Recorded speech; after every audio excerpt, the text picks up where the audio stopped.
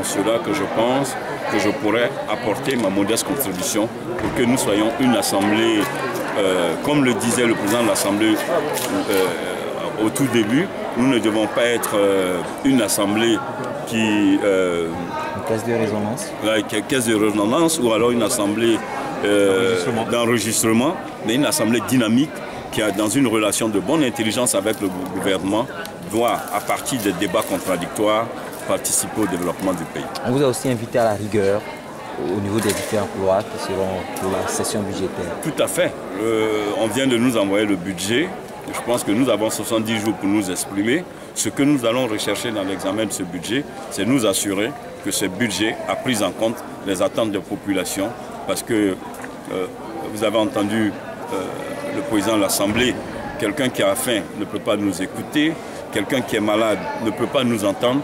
Le rôle du gouvernement, c'est d'apporter aux Ivoiriens 5 choses. L'eau, le courant, la santé, le logement, l'éducation. C'est ce qui est en train d'être fait et le rôle de l'Assemblée, c'est de veiller à l'exécution de ce programme. Merci. Je suis Nyapi Gilles, le député de Sago d'Akwadou, dans le département de Sessandra.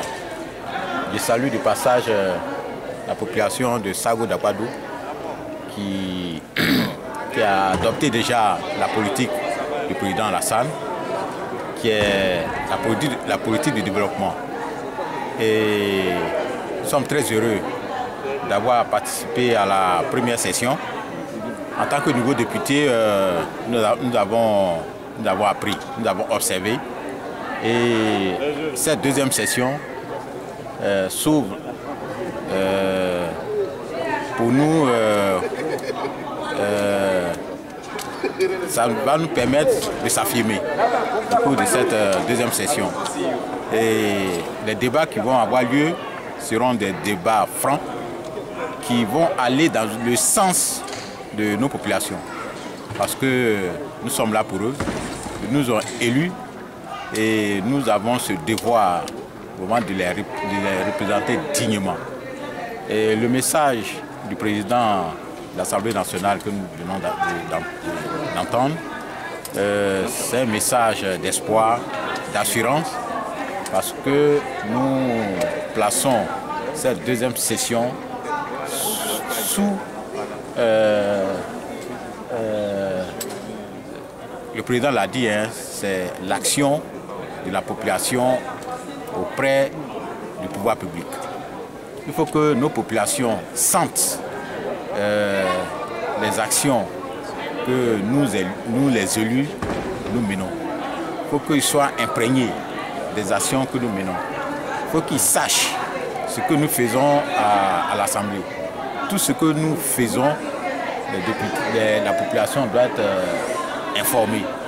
Et moi, je pense que le message du président a été clair. Et nous allons avoir donc cette charge d'appuyer ce message du président auprès de nos populations pour qu'ils soient véritablement informés. Voilà. Donc c'est ce message que je voulais lancer, surtout à ma population de Sago d'Akwadou, pour qu'ils comprennent que nous allons maintenant vers le développement. Nous allons vers le développement. Et que sans la paix que prend notre président de la République, sans la paix, on ne peut aboutir à quelque chose.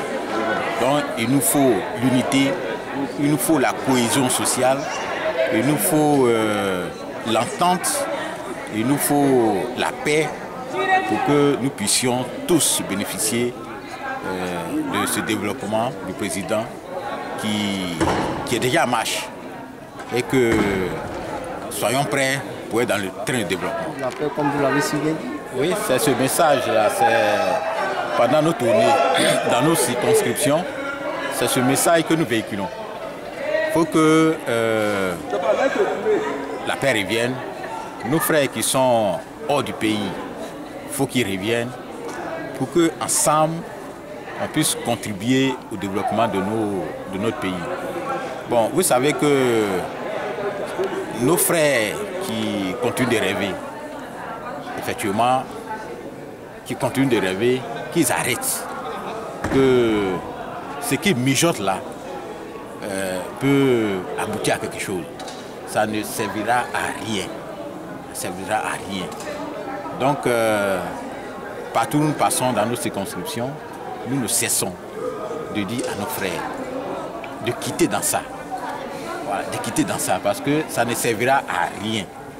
Hein? Le pouvoir est en place, le gouvernement travaille, qu'on laisse ce gouvernement travailler. Et puis, après, on va aviser. Mais toutes ces attaques de gauche à droite, ça ne servira à rien. Le contraire, c'est ceux-là même qui laissent les pots. Donc il est mieux de se mettre ensemble. Nos frères qui sont hors du pays, eux-mêmes qui sont dans le pays et qui vivent cachés, de venir pour qu'ensemble on puisse travailler. La Côte d'Ivoire appartient à tout le monde. La Côte d'Ivoire n'appartient pas à une seule personne ou à quelques personnes. Ce pays-là appartient à tout le monde. Que chacun comprenne que c'est la main dans la main qui peut en tout cas avancer. Député de San Pedro Commune. Ok, vous pouvez reprendre. L'honorable Sylvain Zonlewa, député San Pedro Commune. Je voudrais vraiment me réjouir du retour de l'Assemblée, du retour des députés. Comme vous le savez, tout récemment, on a marqué une pause par rapport aux activités ici. Mais comme le président l'avait dit, nous sommes allés sur le terrain pour échanger avec les populations, leur rendre compte de ce qui a été fait pendant la première session et puis aussi écouter les préoccupations des populations. C'est ce que nous avons fait. Nous sommes heureux de nous retrouver aujourd'hui pour reprendre les activités, faire en sorte que ce que nous avons constaté sur le terrain, que nous puissions donc transmettre ça à l'Assemblée nationale pour que les dispositions qui visent à améliorer le quotidien des populations, nous puissions les prendre, mais aussi reprendre l'activité ici dans l'intérêt de tout le monde. Comme vous savez, nous avons démarré la deuxième session, ce sera une session budgétaire, cela est essentiel et je pense qu'il est bien que la Côte d'Ivoire soit revenue à la normalité pour nous permettre de nous prononcer sur le budget dans l'intérêt donc de tous les secteurs. En tout cas, nous sommes là pour les populations. C'est pour cela, quand nous venons, nous suivons, nous sommes présents à toutes les séances pour faire en sorte que tout ce que nous devons faire, toutes les aspirations de la population, que nous puissions vraiment les remplir. Nous voulons vraiment rassurer tout le monde pour dire que nous avons un président dynamique et nous sommes prêts donc, à aller sur le terrain pour donc, mettre en exécution les conseils qu'il nous aura donnés. Nous attendons que les documents nous parviennent. C'est au vu des documents qui nous seront proposés que nous saurons dans quelle direction orienter les débats. Sinon, je peux dire comme ça qu'il n'y aura pas de problème pour l'adoption des textes. Parce que les textes qui viennent du gouvernement en matière de budget, tout le monde connaît la rigueur du président de la République. Tout le monde connaît sa rigueur. Je ne pense pas que ces projets de loi puissent poser problème à l'Assemblée nationale. Quant à la manière dont ces textes-là seront adoptés, bon, ça c'est une autre chose, mais je n'ai aucun doute, il ne peut pas avoir véritablement des problèmes pour l'adoption des projets de loi concernant le volet économique venant de la part du gouvernement. Bon, au niveau de ma population, il y a eu une particularité. Sachez que suite à l'attaque du camp militaire d'Akuedo, beaucoup d'assaillants ont été pris à Bingerville. Beaucoup ont été pris à Bingerville. Et ça n'a pas été du tout facile. Nous leur avons parlé. Surtout les jeunes, que ce soit le sous-préfet, le maire, le commandant des brigades, la gendarmerie, y compris moi-même. Nous avons eu à rencontrer les jeunes et les chefs de village pour leur parler, pour leur dire qu'il n'y a aucun avenir dans ces prises d'armes. Ils ont intérêt à s'inscrire dans la logique de la paix. C'est au vu de la paix que nous pouvons préparer l'avenir pour les jeunes. Cher ami, je me nomme Soro Kanigib Madou. Je suis député ivoirien des circonscriptions de Sirasso, Kanroba, Nafou. Et j'étais en train de dire que je suis très heureux au sortir du lancement de cette nouvelle session. D'abord par rapport à la mobilisation des parlements voisins à la Côte d'Ivoire, des parlements qui sont venus pratiquement de toute l'Afrique de l'Ouest. Et je disais qu'il n'y a aucun espoir pour quelque pays que ce soit s'il veut évoluer seul. Aucun pays n'est un oasis de sorte à ce que son développement ne dépende pas des autres. Donc il est tout à fait important qu'on encourage cette démarche de solidarité des parlements africains et sous-régionaux. Ensuite, je dis qu'il était bon qu'aujourd'hui nous œuvrons pour renforcer la démocratie dans nos États. Nous sommes dans une situation où il faut aller vers une transition de démocratie. Voyez-vous, ça me fait mal aujourd'hui de voir la situation malienne.